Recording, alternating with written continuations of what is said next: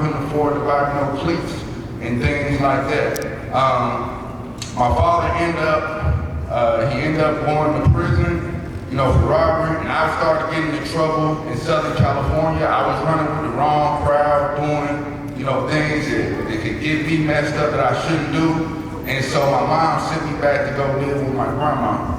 And so my grandma, she was back this way, right over here in Benton County. I lived in a little neighborhood called the Dead End. And so on the Dead End during that time, it's like, it was kind of like the epicenter of the crack epidemic, because my uncles and stuff like that, they had plugs in Texas and stuff like that, so they would drive and they would transport it. So even in that little town, Mississippi, like folks from Memphis and everywhere would come over there, to kind of get weight.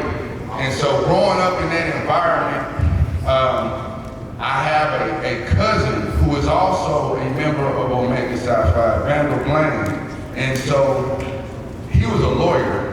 He still is a lawyer. Right then, he was a criminal lawyer, so he mostly represented criminals and stuff like that. So as I'm growing up, it's like, I'm probably like y'all age, I'm like 13, 14 and stuff like that. And I see everyone in my neighborhood, like the only people, the ones who had money were the ones who were, selling drugs, doing illegal stuff, robbing and stuff like that. They had money, but they had money man, they might give them a Cutlass or a Regal or something like that. But my cousin, who was an attorney, man, he had a Lexus. He had a bubble out Lexus that just came out on chrome and everything. So it was a whole different type of money. It was a whole different game from just what I seen, what I grown up. So right then, the seed was planted in me, to become a lawyer. And so, throughout my journey, and coming up, I've got an opportunity to see the world. I've got a chance to make millions of dollars. Man, I sit on the floor at the Grizzlies game right next to T. Morant, John Morant. Everything has, everything has been great. It's been a trip. And I can credit everything to when I went to go live with my grandma. She took me to a little church called Macedonia CME Church, and I was introduced to Jesus Christ as my Lord and Savior. So for me, I think the thing that kind of got me out and separated, because I got all my cousins and all my friends and stuff like that, they were going to the penitentiary. Back to back, everyone was going to the penitentiary. But, my grandma, she kind of kept me in church, and she kept me protected, and I was able to get out. And so, I was working when I first became a lawyer, I was working for the big insurance defense companies. I was working for, keeping people from getting money. And then I didn't like that because I felt like a lot of it was racist. I feel like insurance companies are racist. When black people get in the car wrecks, or when black people get hurt, insurance companies don't give them the money that they deserve. And they give a different amount of money if you like a white person and you get hurt, and if you're a black person and get hurt, they give you a different amount of money. And so I didn't want to be a part of that, helping to oppress my people.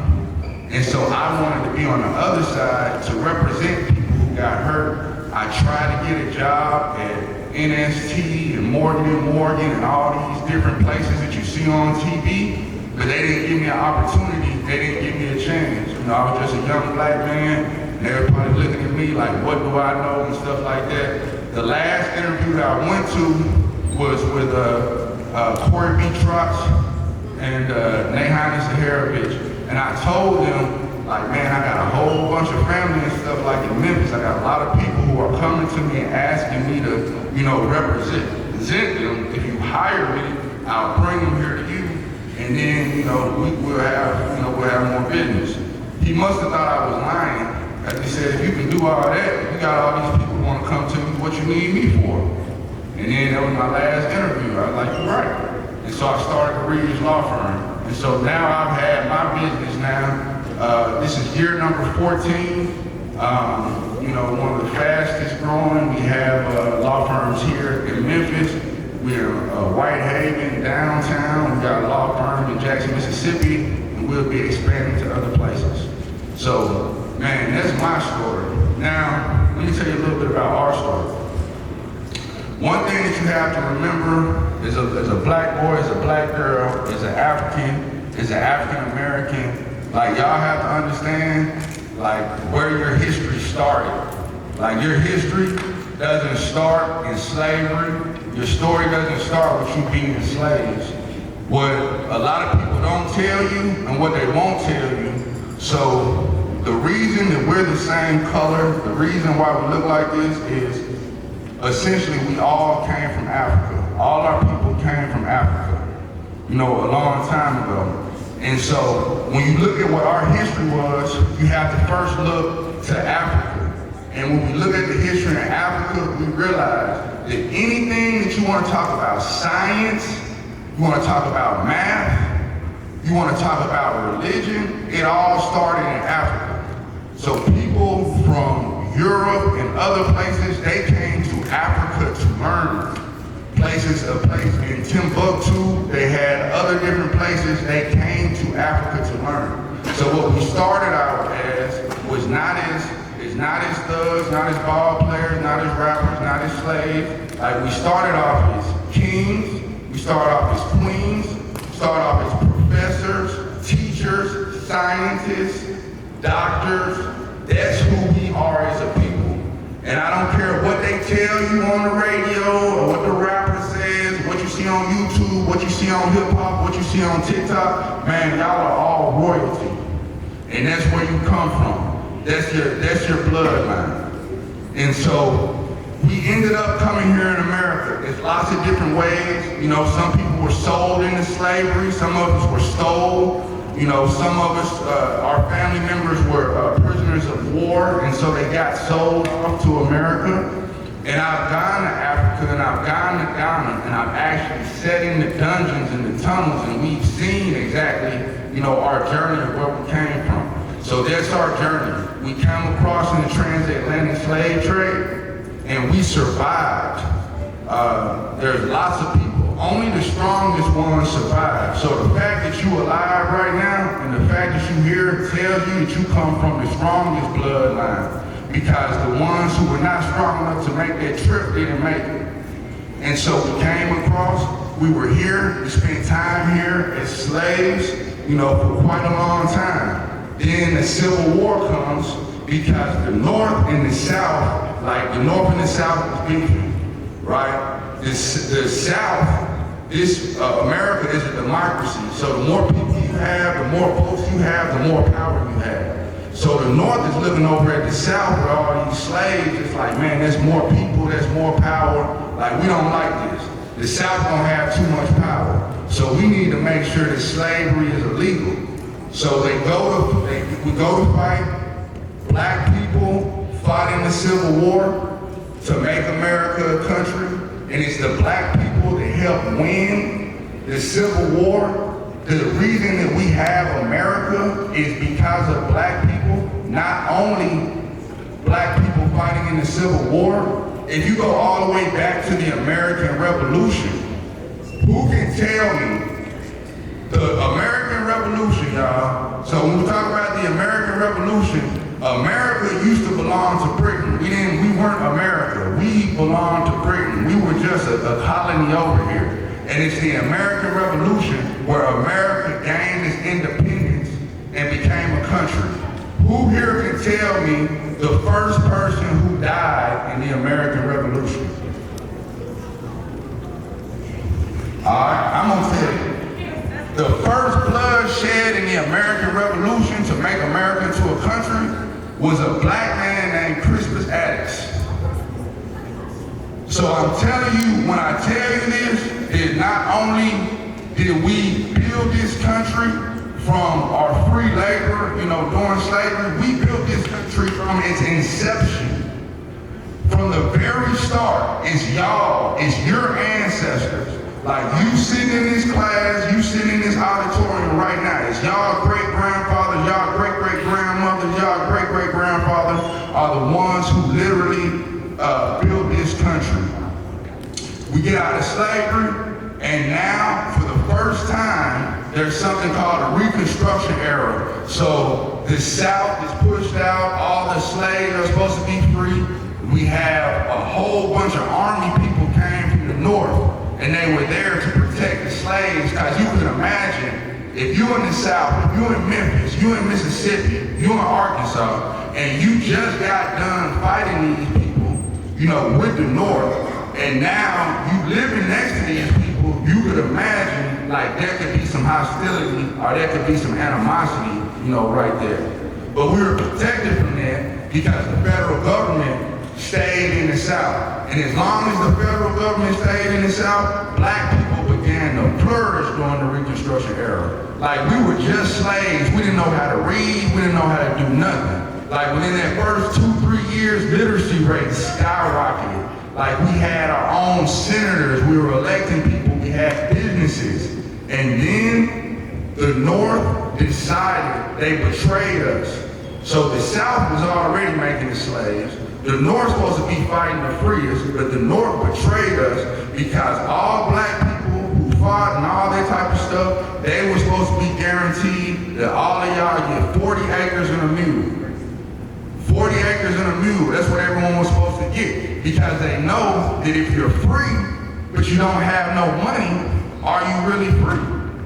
If you can't do nothing, if I'm free, but this person tell me, hey, you gotta come to work for me for $2, you know, for $2 a day, or else your family gonna starve to death. Am I free?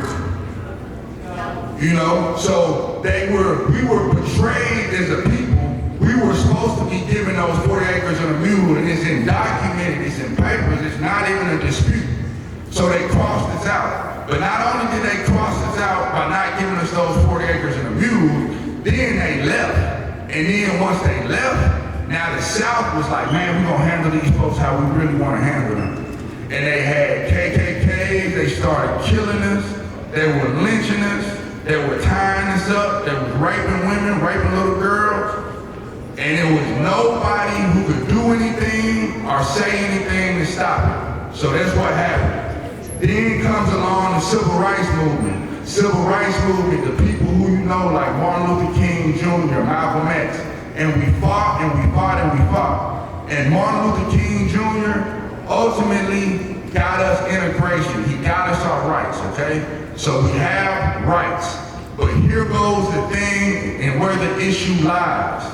Even though we had our right to vote, even though we could go eat at this restaurant and we can eat at that, man, we still feel the effects of when they shorted us from that 40 acres and a mule because we were still poor. We still had poverty. And in America, being poor means you don't have no power in America because America is for sale and everything in it is for sale. So the reason that Donald Trump is president is because of money. The reason anyone gets elected is because of money. So what happens when you have a people who don't have money as a people? Now, yeah, we're gonna have some individuals, you know, Michael Jordan, you know, he'd be a billionaire, and Oprah, you know, be a billionaire, and we got people who have money. There's black people who have money. But as a people, if you look at it statistically, if you look at a black family's wealth and a white family's wealth in America, even today, like there is a disparity of over 1,000 times. So what I'm saying is we still have disparities. It's still not how it's supposed to be. There's a reason why if you go to Germantown and if you go to Collierville and you see their stuff look a certain way, they have stuff, it's stuff that they have, it's taken care of, and then when you come to some of our communities, we gotta make do with what we have, and it looks different. Like the reason that is it goes all the way back to that 40 acres and a mule where they shorted us and never gave us our money. And you need to understand that. Because if you don't understand that, what you're going to start thinking is, well, them folks must just be smarter. Well, they just must be rich. Well, they must just be this. They just must be that. You're going to start blaming it on yourself. You're going to start thinking that you less than. You're going to start going and doing this stuff, making fun of people for being smart. And you're going to try to make it cool to be dumb. And you want to try to be like the girls on Bad Girls Club. And you want to try to be like the men on, you want to try to be like a rapper. The rapper, you want to be a rapper, the rappers who get killed every 2 seconds, that's what you want to do, and that's what you want to be. Because you think that that's what we are.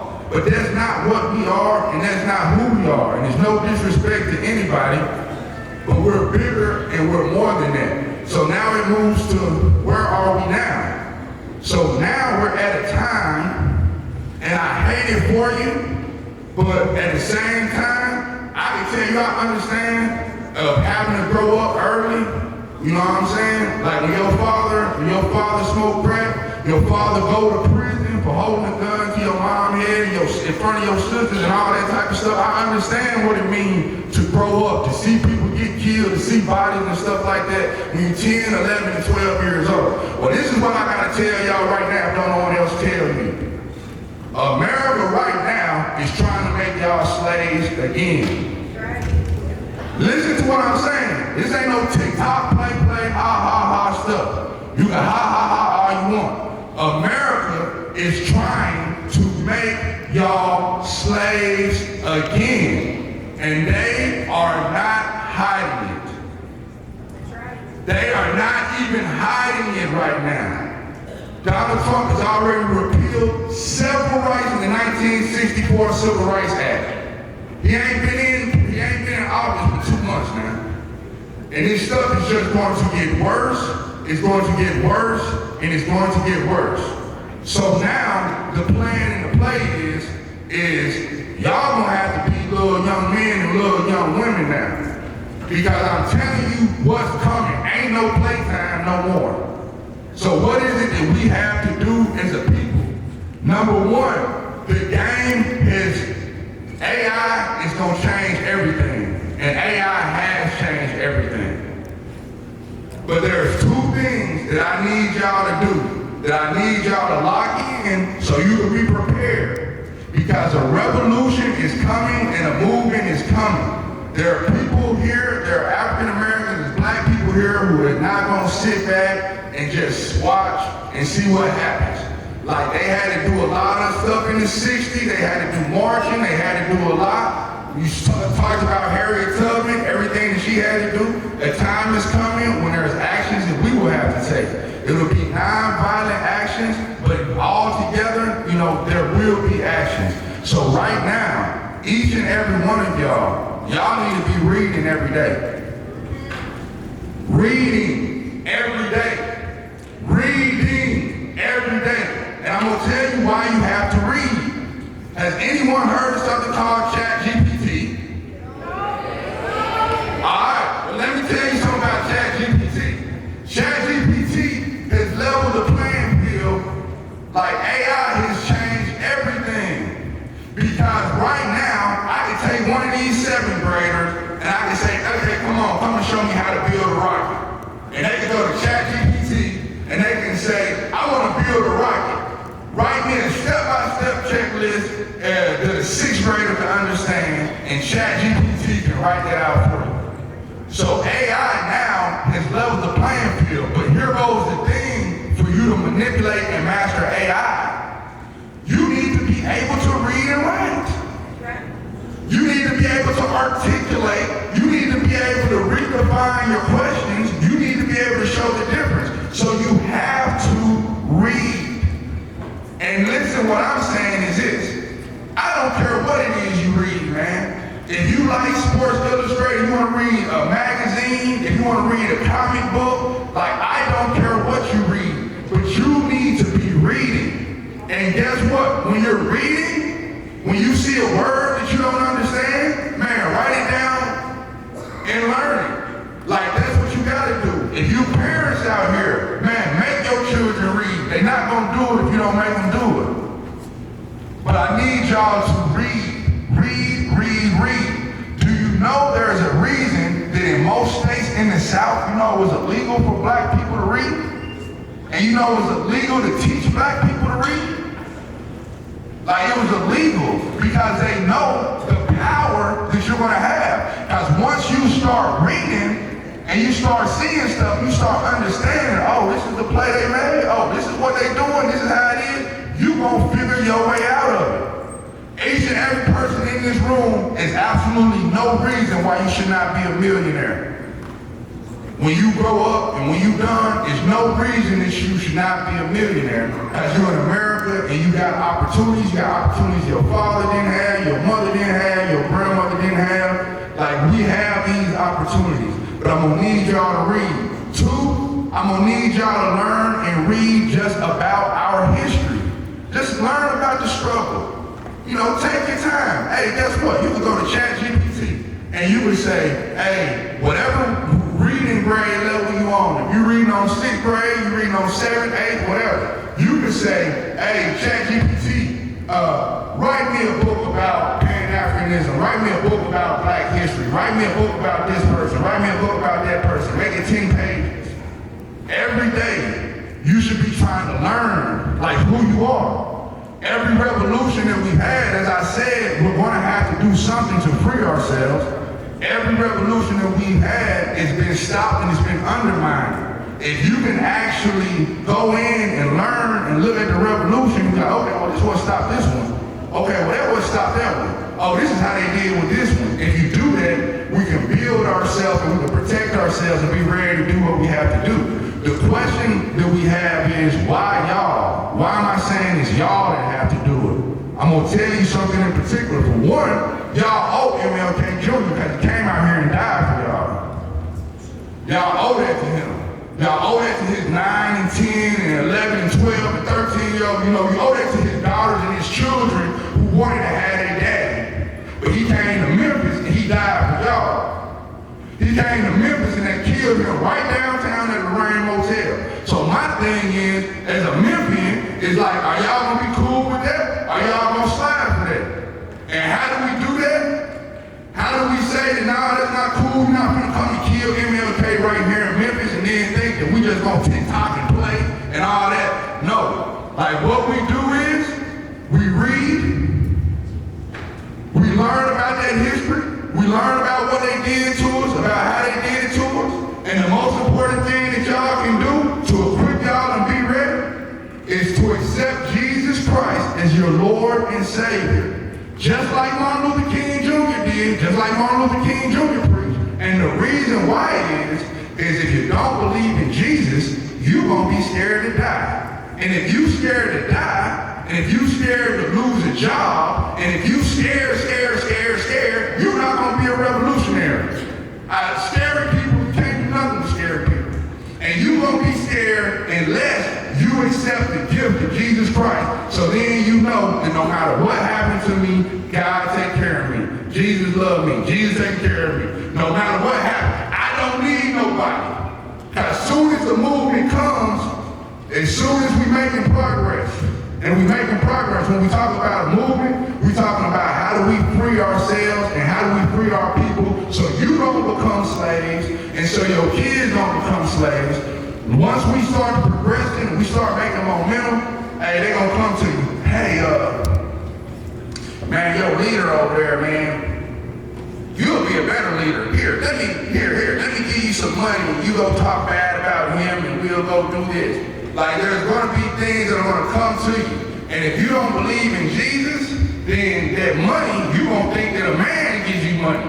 You gonna think your blessing come from men. And guess what happens when you think that your blessing come from men or women and stuff like that? Now you'll start moving in ways that you should not move because you're like, man, I need it. I gotta have it. I gotta get it. My family gotta eat. You know how much evil has been done? As people talk about